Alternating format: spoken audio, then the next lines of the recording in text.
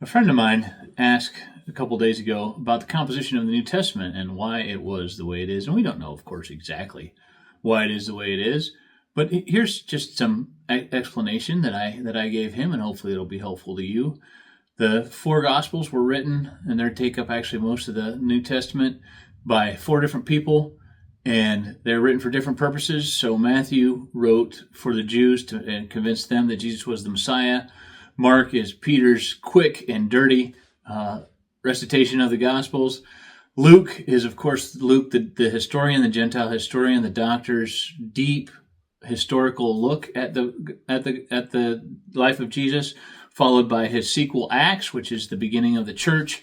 And John talks about how Jesus felt and kind of more the underpinning, the feelings of Jesus and the understandings that Jesus had and how he was relating to his disciples. And then we've got the letters of Paul, and Paul was a lawyer, so he wrote the way a lawyer writes. He wrote about the Gospels. He was explaining the Gospels, and he was writing to Gentiles. And so he has a bunch of different books. They're most of them are short, punchy little books. How do you live out the Old Testament? Because his readers didn't understand his new readers didn't understand the Old Testament. They weren't Jews.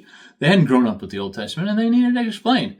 So he writes a bunch of different things to explain it.